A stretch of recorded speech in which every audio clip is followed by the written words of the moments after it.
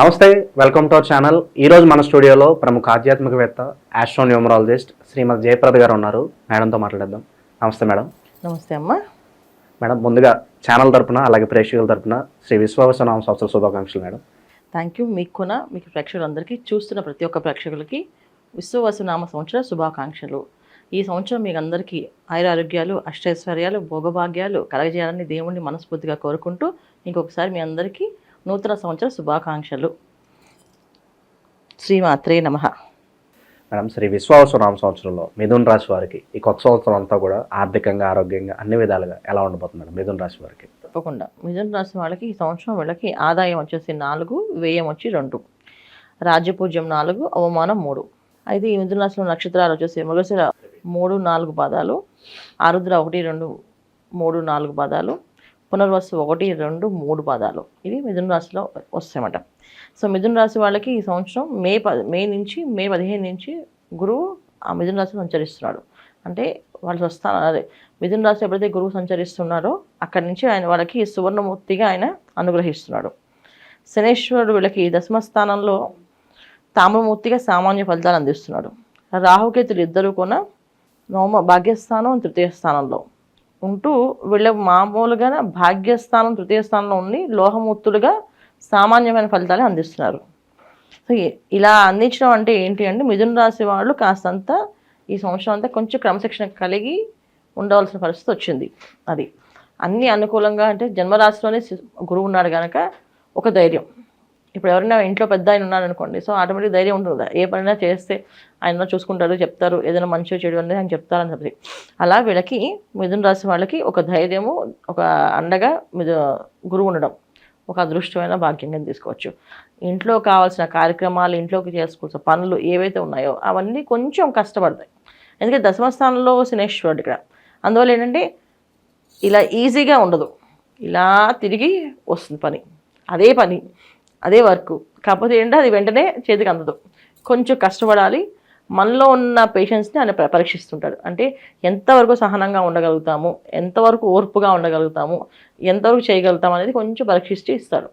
So దశమస్థానంలో ఎప్పుడైతే మనకి శుభగ్రహాలు కాకుండా పాపగ్రహాలు ఉంటాయో కాస్త కష్టపడితే ఫలితాలు వస్తాయి. దేంట్లో ఎక్కువ వస్తాయంటే ఉద్యోగాలు వచ్చే అవకాశం ఉంది, బ్రహ్మాండంగా ఉద్యోగాలు వస్తాయి. అయితే ఉద్యోగంలో బాసులు వెళ్ళి ఎక్కువ వర్క్ చేసి వీళ్ళ మీద ఎక్కువ టార్గెట్ పెడుతుంటారు, వీళ్ళ మీద ఎక్కువ ఫోకస్ చేస్తుంటారు. అందువల్ల వీళ్ళకి కాస్త కష్టంగా అనిపించవచ్చు. ఏంట్రా బాబు రాక వచ్చిన ఉద్యోగం కాస్త ఇంత కష్టపడుతున్నాం అంటే అది కాస్త కష్టపడడానికి మీరు సిద్ధం అని ఎప్పుడైతే అనుకున్నారో ఆ కష్టం వెళ్ళిపోతుంది. సో నేను కష్టపడలేను, నా వల్ల కావట్లేదు అనుకుని మారుతూ మొదలుపెట్టారు. మీరు ఎంత మారుతుంటే అంత కష్టపడుతూ ఉంటారు, ఎక్కడికి వెళ్ళినా వాళ్ళకి ఉండదు, కంటిన్యూ చేస్తుంటారు. నేను ఈ కష్టానికి సిద్ధం అని అనుకున్నాము, ఆ రోజు నుంచి మనకి వరాలు కురిపిస్తాడు. ఇది దశమస్థానంలో శనేశ్వరుడు ఈ మిథున రాశి వాళ్ళకి. సో వీళ్ళు ఏంటంటే మెంటల్గా ఏమంటే ఫిక్స్ అయిపోవాలి. ఓకే, ఇవాళ చాలామంది అనుకుంటారు ఇవాళ పొద్దున్నే పవర్ కట్ అయిపోతుంది వాళ్ళకి, ఏంటి అర్జెంటుగా వంట చేయాలి, మిక్సీ ఆన్ చేయాలి అనుకోండి, ఇవి అనుకోవచ్చు. ఈ గీజర్ ఆన్ చేసుకోండి, ఏముండదు, కరెంట్గా పర్వాలేదు, నేను చన్నీళ్ళు స్నానం చేస్తాను అని ఫిక్స్ అవ్వండి, ఖచ్చితంగా కరెంట్ వచ్చేస్తుంది. లేదు వేణీళ్ళతో చేయాలనుకున్నావా, అది ఆ రోజంతా వేణీళ్ళు చేసుకునే అవకాశం ఉండదు. అలాగా అంటే ఇది చాలా చిన్న బేసిక్గా చెప్తున్నాం. వాళ్ళగా ఏ పనైనా వాళ్ళ కార్లో ఎవరైనా తిట్టుకుంటూ కార్ డ్రైవ్ చేస్తాము, ఆ రోజంతా తిట్టడానికి, ఇంకా ఎక్కువ తిట్టుకోవడానికి మనలో ఉన్న మొత్తము ఎంత ఫ్రస్ట్రేషన్ ఉందో అంతా బయట తీసుకొస్తాడు ఆయన. సరే చూద్దాం ఎంత చేస్తా చేయి అని చెప్పేసి అలా అడ్డంకాలు వస్తుంటాయి. లేదు పొద్దున్నే డిస్టర్బ్ అయింది, పర్లేదు ఒక నమస్కారం చేసి స్వామి నాకు ఈ శక్తిని నాకు ప్రసాదించు అని చెప్పి మొదలు పెట్టామా అయిపోతుంది ఫాస్ట్గా. ఇది మిథున రాశి వాళ్ళు ఈ సంవత్సరంలో తీసుకోవాల్సిన జాగ్రత్తలు. ఉద్యోగస్తులు, వ్యాపారస్తులు వచ్చేసి ఏం చేయాలంటే వ్యాపారాన్ని, ఉన్న వ్యాపారంలో కొత్త ఆలోచనలు, కొత్తగా ముందుకు వెళ్ళడానికి అవకాశాలు వస్తాయి. సో అవకాశాలు వచ్చినప్పుడు జాగ్రత్తగా తీసుకొని అవి కరెక్ట్గా ఉన్నాయో చెక్ చేసుకొని ముందుకెళ్ళచ్చు. ఎలాంటి వ్యాపారాలు బాగా కలిసి వస్తాయి అంటారు మేడం వీళ్ళకి సంవత్సరం? ఏ వ్యాపారాలు అనేది అన్ని వ్యాపారాలు అన్ని రంగాల వాళ్ళకి బాగుంటాయి. ఎందుకంటే గురువు ఇక్కడ ఉన్నాడు, తర్వాత దశమస్థానంలో శనేశ్వరుడు. దశమస్థానంలో శనేశ్వరుడు అంటే నానా రకమైన వ్యాపారాలు చేయొచ్చు. అంటే అనేక రకమైన వ్యాపారాలు మనకి ఓపిక ఉండాలి, ఆ ఆలోచన ఉండాలి, చేసేదానికి ఎక్స్పీరియన్స్ ఉండాలి, అంటే చేయగలను అనే సత్తా తెలియాలి మనకి, అనుభవం. ఈ అనుభవం ఉండి వ్యాపారం మొదలు పెడితే అన్నీ అనుకూలంగా ఉంటాయి. అయితే ఏంటంటే ఇక్కడ వ్యాపారాలు చేసే వాళ్ళకి, కొత్తగా వ్యాపారాలు ప్రారంభం చేసే వాళ్ళకి డిఫరెన్స్ ఉంది. వ్యాపారాలు చేసే వాళ్ళకి కాస్త లాభాలు కొంచెం తగ్గుతూ వస్తూ ఉంటాయి, ప్రాబ్లం ఏమి ఉండదు. కొత్తగా వ్యాపారాలు చేసే వాళ్ళకి పరీక్షలు వస్తాయి. సో ఆ పరీక్షను వీళ్ళు ఎదుర్కొంటూ ముందుకెళ్తే కొత్త వ్యాపారాలు చేసే వాళ్ళకి అనుకూలంగా కాస్త బాగుంటుంది. ఎలాగా అంటే వీళ్ళు పరీక్షలు వస్తాయంటే వచ్చే మనుషులు కరెక్ట్గా ఉన్నారా లేదో చూసుకోవడం, తర్వాత లోన్స్ పెట్టి చేసేటప్పుడు ఎంత లోన్ పెడుతున్నాం, దానివల్ల ఎంత వస్తుంది లాభం అని ముందు వీళ్ళు ఒక లెక్క ప్రణాళిక వేసుకొని చేసుకుంటేనే ఈ సంవత్సరం వీళ్ళు గట్టెక్కగలుగుతారు, లేకపోతే కష్టపడతారు. అందుకే కొత్త వ్యాపారాలకి నాంది పలకడం అనేది అంత శ్రేయస్కరం కాదు. ఉన్న వ్యాపారాన్ని అభివృద్ధి చేసే అవకాశాలు కనిపిస్తున్నాయి. అదే శనేశ్వరుడు దశమస్థానంలో అన్ని రకమైన ఆఫర్లు ఓపెన్ చేస్తాడు ఆయన. సో దాన్ని మనం తీసుకోవడానికి ప్రయత్నం చేయాలి. సో అలాగా వ్యాపార విషయంలో వ్యాపారాలు చేసే వాళ్ళందరూ కూడా ఎలా ముందుకెళ్ళచ్చు, ఎలా ఎక్స్పాండ్ చేసుకోవచ్చు అని చెప్పి చేసుకుంటూ వచ్చి సొంత తెలివితేటలు ఏంటి లేదా వాళ్ళు కష్టపడి చేద్దామని ఫిక్స్ అయి ఉన్న తెలివితేటలు వాడితే కనుక అనుకూలంగా ఉంటాయి. లేకుండా వ్యాపారంలో ఎక్స్పాండ్ చేయాలని కొంచెం డబ్బులు ఎక్కువ ఖర్చు పెట్టాలని అనుకుంటే మాత్రం కాస్త కష్టకాలం కనిపిస్తుంది. ఇక ప్రొఫెషనల్స్ రంగంలో ఉన్న వాళ్ళకి బాగా కష్టపడాలి.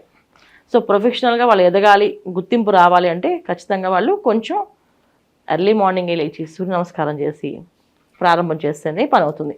నైట్ ఎంత వర్క్ చేస్తున్నాం, మనం మార్నింగ్ 10ంటికి లేస్తాం అంటే ప్రొఫెషనల్స్ రంగంలో ఉన్న వాళ్ళకి అవ్వదు. ఎందుకంటే ఇక్కడ ఆ స్వరాశిలోనే అంటే మిథున రాశిలోనే గురువు ఉండడం.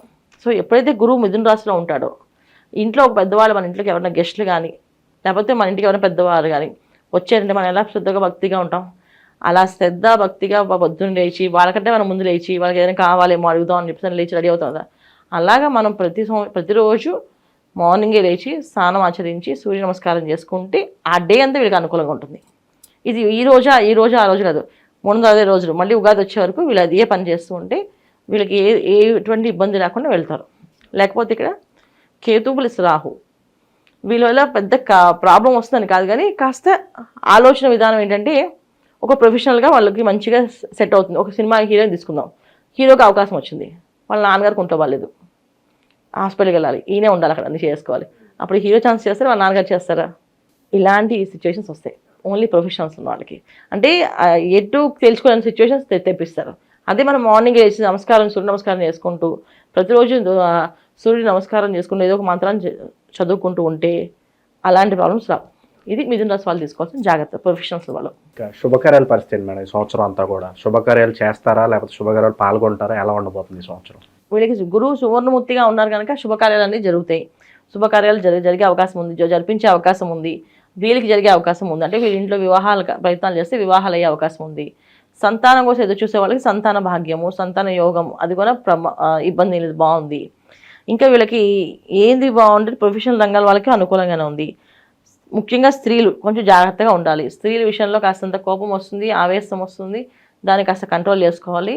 కొంతమందికి గట్టిగా మాట్లాడే శక్తి వస్తుంది, అరవడం, ఉన్నట్టుండి అరవడం, గట్టిగా మాట్లాడడం, ఇవన్నీ కానీ కొంచెం కొత్తగా ఈ మధ్యకాలంలో ఈ మిథున రాశిలో మే నుంచి గురువు ఎప్పుడైతే వెళ్తారో జూన్ నుంచి వీళ్ళకి ఆ ప్రాబ్లం స్టార్ట్ అవుతుంది.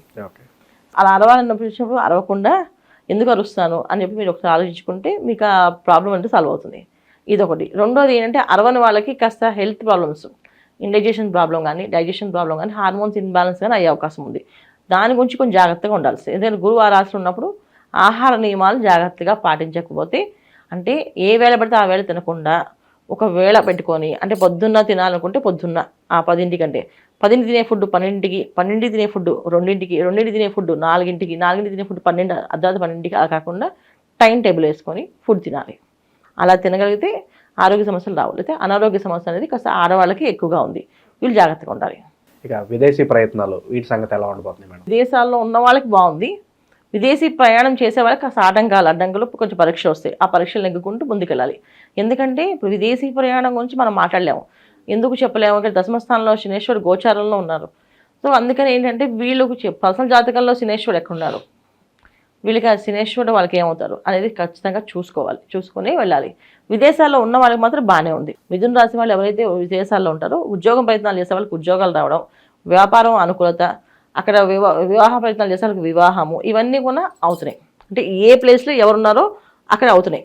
ఇక్కడి నుంచి అక్కడికి వెళ్దామని, అక్కడి నుంచి ఇక్కడికి వద్దామని మాత్రం అది కాస్త ఆటంకాలు ఉన్నాయి. సో విదేశాల నుంచి ఇండియాకి వచ్చేద్దాం అనుకునే వాళ్ళకు కూడా కాస్త ఆలోచించే రావాలి. సో ఇక్కడ రావడం వల్ల వాళ్ళకి వచ్చే ఆఫర్స్ ఎలా ఉంటాయి ఏంటని అన్ని ఆలోచించి చేసుకోవాలి. అదొక్క ప్రాబ్లం తప్ప మిగతా అన్ని విషయాల్లో అనుకూలంగా ఉంది వీళ్ళకి. మేడం అలాగే ఈ రాశిలో ఏ నక్షత్రాలు ఉంటాయి, మరి ఏ నక్షత్రాల వాళ్ళకి ఎలా ఉండబోతుంది మరి సంవత్సరం? ఈ రాశిలో మృగశిర 2-3 పాదాలు వాళ్ళు, తర్వాత ఆరుద్ర 4 పాదాల వాళ్ళు, పునర్వసు 1-2-3 పాదాల వాళ్ళు. అయితే ఆ మృగశిర వాళ్ళు ఏ పనైనా అనుకుంటే మౌనంగా ఫస్ట్ ఒక ధ్యానాన్ని స్మరణ చేసుకుంటే గణపతి అనుగ్రహం తీసుకోవాలంటే గణపతి పూజ చేయాలి పొద్దున్నే. సో గణపతి పూజ చేసుకోవడం, గణపతికి మంత్రం చదవడం, గం గణపతే నమః అనే మంత్రాన్ని 108 సార్లు చదువుతూ ఉంటే వీళ్ళకి ఆ డే అంతా అనుకూలంగా ఉంటుంది. లేదు మంత్రం చదవలేక పూజ చేస్తుంటే చక్కగా అష్టోత్తరం చేయండి, లేదు షోడశ నామాలతో గణపతికి గరికతో పూజ చేయండి, బెల్లం నైవేద్యం పెట్టండి, అరటిపళ్ళు నైవేద్యం పెట్టండి, దానిమ్మ పండు నైవేద్యం పెట్టండి. ఇలా ఏదో ఒక ఫలాన్ని నైవేద్యం పెట్టాలి, పూజ చేసి వదిలేయకూడదు. నైవేద్యం పెట్టి దండం పెట్టుకుంటే ఈ సంవత్సరం అంతా వీళ్ళకి అనుకూలంగా జరుగుతుంది. అలాగే ఆరుద్ర నక్షత్రం వాళ్ళు ఈ సంవత్సరం అంతా అమ్మవారి ధ్యానం చేసుకోవాలి. ఎక్కువ అమ్మవారిని స్మరణ చేసుకుంటూ అమ్మవారికి ఎక్కువ పూజా పునస్కారం, లక్ష్మీ అష్టోత్తరం కానీ దుర్గా అష్టోత్తరం కానీ ఇది చేసుకుంటూ ఉండాలి. లేదంటే శ్రీ మహాలక్ష్మి నమః అనే మంత్రాన్ని చదువుతూ ఉండాలి. ఇలా చదవడం వల్ల వీళ్ళకి అనుకూలంగా పనిచేస్తుంది. పునర్వసు నక్షత్రం ఉన్న వాళ్ళు ఎవరైతే ఉన్నారో శివాయ గురువే నమః, శివాయ గురువే నమః అనే మంత్రాన్ని ఎక్కువ చేస్తుండాలి. ఇలా చేయడం వల్ల వాళ్ళకి ఆరోగ్య సమస్య వచ్చే అవకాశం ఉంది. పునర్వసు నక్షత్రం వాళ్ళకి అవి రాకుండా బయటపడతారు. సో ఈ మంత్రం చేసుకుంటూ ఉండాలి. ఇలా చేస్తే వీళ్ళకి ఈ సంవత్సరం అంతా అన్ని మ్యాజిక్స్ లైఫ్లో జరుగుతుంది. ఇంకా మెరుగైన ఫలితాలు పొందడానికి విశేషంగా ఇంకేదన్నా పరిహారాలు చేసుకుంటే బాగుంటుందంటారా సంవత్సరం అంతా కూడా? ఈ సంవత్సరం అంతా రుద్రాభిషేకం చేయించుకోవడం, తర్వాత చక్కగా చండీ హోమాలను చేయించుకోవడము, అదే శనేశ్వర దశమస్థానంలో కూడా చండీ హోమాలకి ఎక్కడైనా చండీ హోమాలు చేస్తుంటే వెళ్ళి కూర్చొని టికెట్లు తీసుకోవడం, చేయించుకోవడం, అవకాశం ఉంటే వాళ్ళ ఇంట్లో చేయించుకోవడము. లేని వాళ్ళు అమ్మవారి ఆలయానికి వెళ్ళి ప్రదక్షిణాలు చేస్తే అమ్మవారి దండం పెట్టుకోవడం. ప్రతి పౌర్ణమికి ఏదో ఒక గుడిలో దుర్గమ్మవారి గుడిలో చండీ హోమాలు జరుగుతుంటాయి. ప్రతి పౌర్ణమికి ఆ అమ్మవారి గుడికి వెళ్ళి అక్కడ చండీ హోమం చేయించుకోవడం. స్తోమత లేని వాళ్ళకి, స్తోమత ఉన్నవాళ్ళు ఇంట్లో చేయించండి ఒకసారి, మీకు అన్నీ అనుకూలంగా ప్రతిదీ బ్రహ్మాండంగా జరుగుతుంది. మిథున రాశి వారందరికీ కూడా ఈ విశ్వావసు నామ సంవత్సరం ఎలా ఉండబోతుందో మీ మాటలు అద్భుతంగా వివరించారు మేడం. ధన్యవాదాలు. నమస్తే అమ్మ. శ్రీమాత్రే నమః.